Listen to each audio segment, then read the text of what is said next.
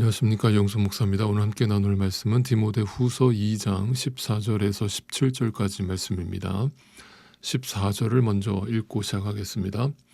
신도들에게 이것을 일깨우십시오. 하나님 앞에서 그들에게 엄숙히 명해서 말다툼을 하지 못하게 하십시오. 그것은 아무 유익이 없고 듣는 사람들을 파멸에 이르게 할 뿐입니다. 우선 오해하지 마시기를 바랍니다. 이 말은 단지 성도들한테 교회 안에서 말싸움하지 말라는 어떤 윤리적인 얘기를 하고 있는 것이 결코 아닙니다. 이것을 좀 이렇게 설명을 드려야 되겠습니다. 여러분, 믿음이 뭐라고 생각하십니까? 믿음의 주체가 누구입니까? 나입니까? 여러분, 내가 믿는 것입니까? 그건 분명히 아니라고 제가 말씀드렸습니다. 여러분, 근데 내가 믿는다라고 생각을 하면 그것은 언제든지 내 마음과 생각이 상황에 따라 요동치고 또 변할 수 있는 것이죠. 그래서 그런 분들은 간혹 가다가 내 믿음이 자꾸 흔들리네. 왜 나는 자꾸 믿음이 흔들리지? 왜 내 믿음은 이거밖에 안 되지? 라면서 그 믿음의 주체를 누구라고 생각하는 거예요? 나 자신이라고 생각하는 거예요. 그러니까 내가 믿는다고 생각하니까 그 믿음이 흔들리는 거죠. 이해가 되십니까? 그런데 여러분, 믿음은요, 나를 보는 것이 아니라 지금도 내 안에서 쉬지 않고 일하시며 그 하나님의 뜻을 작정하시고 이루심으로써 그 하나님 되심을 이 세상에 선포하고 계시는 그 하나님께 있는 것이에요. 그 믿음의 대상과 주체는 하나님이에요. 하나님이 우리에게 그 믿음을 주신 것이고 하나님께서 그 믿음을 견인해 가시는 것입니다. 내가 믿는 게 아닙니다. 내가 이 믿음을 이루는 게 아니에요. 그러므로 여러분 안에 정말 믿음이라는 것이 주어지면 내가 정말 믿음이 있는 건가? 어째서 이런 일로 내가 또 넘어지지? 이런 생각 자체를 하지 않게 되는 거예요. 그런 생각을 하면 안 되는 겁니다. 왜냐하면 그 믿음의 주체를 자기 자신에게 두지 않기 때문이에요. 그런데 내가 믿는다고 생각하면 늘 불안한 거예요. 늘 부족하죠. 내가 이거밖에 안 되나? 라는 생각에 사로잡힐 수밖에 없습니다. 그러니까 그런 생각으로 믿음 생활을 하시는 분들은 고난에 대해서도 내가 뭐 또 잘못했나? 내가 또 뭐 잘못해서 하나님이 벌을 내리고 계시나? 그 차원에서만 고난을 이해하는 거예요. 그러니까 고난이 오면 내가 또 믿음이 흔들려서 지금 하나님께 혼나고 있는 것이구나. 또 반대로 고난이 없고 뭔가 축복이 오면 내가 지금 믿음 생활을 잘해서 복을 주시는 것이구나. 이렇게 결론을 내려버리는 거예요. 네, 그것은 믿음 생활이 아닙니다. 여러분, 믿음의 주체는 내가 아닙니다. 이거 분명히 기억하세요. 그래서 앞에서 디모데후서 1장 8절에서 바울이 뭐라고 말했어요? 오직 하나님의 능력을 쫓아 복음과 함께 고난을 받아라 라고 말하지 않았습니까? 즉, 고난이라고 하는 것은 내가 믿음이 없어서 당하는 것이 아니라 우리 모든 믿는 신자들이 가야 될 하나님이 반드시 허락하시는 믿음의 당연한 결과라는 거예요. 사람이 빵으로만 사는 것이 아니라 하나님의 말씀으로 산다는 것을 우리에게 가르치시고 훈련하시기 위한 반드시 통과해야 되는 과정인 거예요. 그래서 바울은 그 고난을 부끄러워하지 않는다라고 고백했던 것입니다. 그런데 어떤 사람들은 바울을 부끄러워했던 것이죠. 바울을 부끄러워해서 바울을 버리고 도망쳤던 것입니다. 왜 그렇습니까? 복음이 반드시 우리를 고난으로 이끌어간다는 사실을 알지 못했기 때문이에요.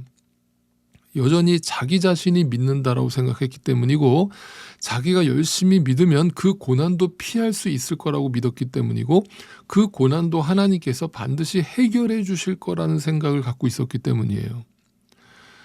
네, 그래서 바울을 보니까 바울은 맨날 고난을 당하니까 저 사람은 믿음이 없구나라고 생각을 했던 거예요. 그러니까 바울을 정죄하고 떠나버린 겁니다. 왜냐하면 그들의 생각으로 믿는 자라면 반드시 고난이 없어지고 축복을 받을 거라고 생각을 했기 때문입니다. 자, 그렇다면 왜 우리 머릿속에 이렇게 왜곡된 믿음에 대한 인식이 이렇게 깊이 자리를 잡게 된 것일까요? 답은 분명하죠. 네, 소경한테 배웠기 때문이죠. 네, 성경을 잘못 배웠기 때문입니다. 네, 그것이 바로 다른 복음을 배운 것이죠. 다른 복음이라는 게 여러분 다른 게 아니라 나 중심의 복음을 말하는 거예요. 그러니까 인간 중심의 복음이 다른 복음이에요. 그게 다른 교훈이고 그게 거짓 복음인 거예요. 자, 그런 의미를 여러분 분명히 이해하시고 오늘 14절을 한번 다시 읽어보세요. 신도들에게 이것을 일깨우십시오. 자, 일깨우라는 단어는 영적으로 눈을 뜨게 하라는 권면입니다. 자, 여러분, 내가 지금 만약 깊은 잠에 빠져 있는데 누군가를 깨울 수 있습니까? 불가능하죠. 같이 자는 거죠. 근데 바울은 일깨우라 이렇게 말하는 것은 디모데야, 네가 먼저 분명히 말씀에 깨어 있어야 한다는 것을 전제하는 거죠. 자, 그러면서 말다툼하지 못하게 하라는 것입니다. 이것은 당시 에베소 교회 안에 벌어지고 있었던 상황과 연결해서 이해하셔야 되는데 제가 디모데 전서를 시작하면서 이미 설명드린 바가 있습니다. 지금 디모데가 목회하고 있었던 에베소 교회 안에는 어떤 문제가 있었다고 그랬어요. 네, 다른 복음을 가르치는 자들, 인간 중심의 복음을 가르치는 자들, 온갖 인간의 업적과 인간의 윤리와 어떤 신비적인 이야기를 하는 무리들이 있었던 것입니다. 그들이 교회 안에서 이런 잘못된 복음을 가르치고 서로에게 퍼뜨렸던 것입니다. 그것이 바로 말다툼, 변론, 토론이라고 언급되고 있는 것이죠. 즉 바울은 그러한 거짓 복음이 교회 안에서 넘쳐나지 못하도록 조장되지 않도록 그것을 엄격하게 금지하라라고 권면하고 있는 것입니다. 자, 그러한 논쟁이나 말다툼은 전혀 무익한 것이죠. 백해무익한 것이죠. 네, 듣는 자들로 하여금 믿음을 파멸에 이르게 하는 그런 작용을 하기 때문에 바울이 아주 엄격하게 엄숙하게 명령을 하고 있습니다. 절대로 그런 허튼 소리 하는 사람들 교회 안에 그런 소리 못하게 막아라. 이렇게 말을 하는 것이죠. 자, 그래서 바울은 이어서 디모데에게 이런 말을 하는 겁니다. 15절. 그대는 진리의 말씀을 올바르게 가르치는 부끄러울 것이 없는 일꾼으로 하나님께 인정을 받는 사람이 되기를 힘쓰십시오.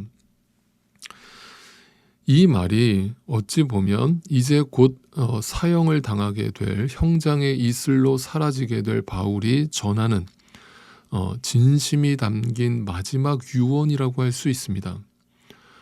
그러니까 부디 목회자로서 진리의 말씀을 올바르게 가르치는 부끄러울 것이 없는, 하나님 보실 때 부끄러울 것이 없는 일꾼으로 하나님 앞에 인정받기를 바란다.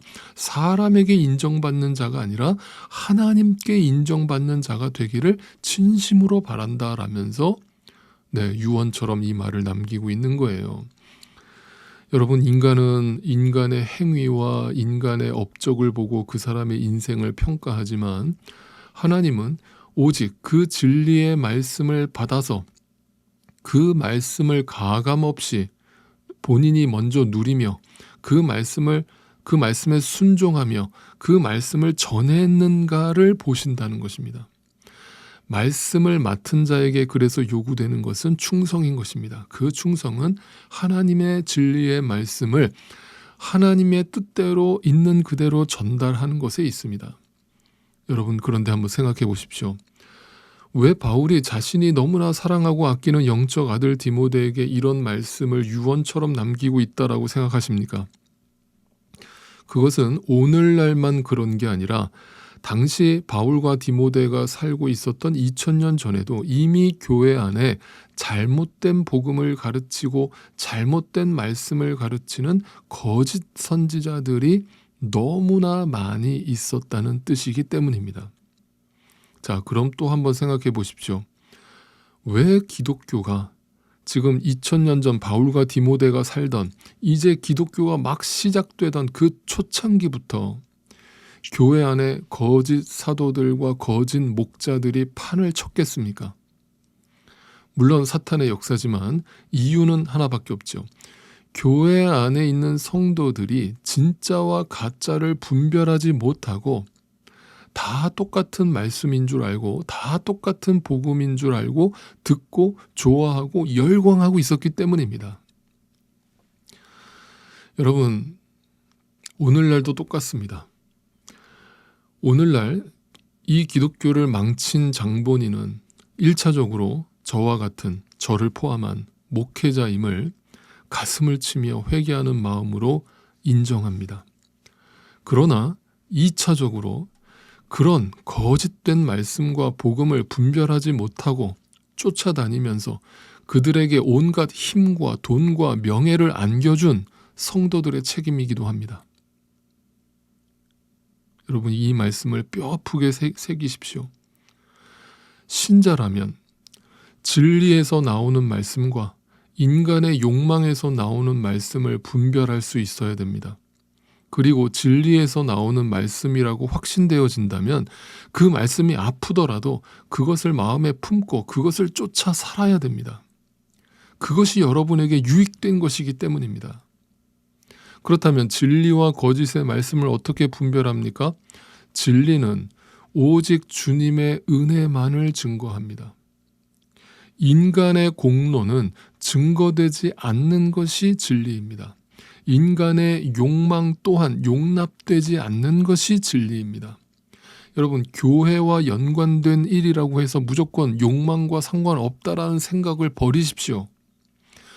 얼마든지 교회를 통하여 자신의 이름을 높이고 자기 만족을 누리고 자기 기쁨을 누리고자 한다면 그 모든 것은 다 자기의 욕망일 수밖에 없고 그것이 바로 다른 복음인 것입니다. 그래서 교회의 어떤 숫자적 부흥이 진리와는 전혀 상관이 없을 수 있는 것입니다. 결국 여러분, 우리 성도된 각자 개인이 하나님의 진리의 말씀을 올바르게 분별하지 못한다면 더 이상 이 교회는 소망이 없는 것이죠. 그것을 내가 분별하지 못하는 이유는 하나밖에 없죠. 내 눈이 욕망으로 가려져 있기 때문입니다. 내가 전혀 진리에는 관심이 없고 그저 이 땅의 필요에만 관심을 두기 때문에 그런 거짓된 말씀에 유혹을 받고 넘어가는 것이죠. 물론 그것도 하나님께서 믿음을 허락해 주셔야만 가능한 일일 것입니다. 16절 17절입니다. 속된 잡담을 피하십시오. 그것이 사람을 더욱더 경건하지 아니함에 빠지게 합니다. 그들의 말은 암처럼 퍼져나갈 것입니다. 그들 가운데는 후메네오와 빌레도가 있습니다. 분명히 이해하시겠죠. 그냥 말씀이라고 하는 것은, 그 거짓된 말씀이라고 하는 것은 전염성이 있는 거예요. 그러니까 진리의 말씀을 듣는 자는 진리의 말씀으로 생명으로 전염되는 것이고, 거짓된 말씀을 듣는 자는 거짓으로 전염되는 것이고, 암덩어리처럼 퍼져나가는 것이고 결국 죽는 것입니다. 네, 이것에 대해서는 제가 더 이상 긴 말하지 않겠습니다. 부디 바라옵기는 우리 함께하는 교회 모든 성도님들은 말씀을 전하는 자나 듣는 자가 모두가 진리의 말씀 안에 바로 서서 나의 욕망을 날마다 십자가에 못 박음으로 우리를 영원한 생명으로 이끌어 가시는, 우리를 구원하신 그 은혜와 사랑만을 증거하며 나누며 함께 바라보는 주님의 공동체가 되어지기를 간절히 소망해 봅니다.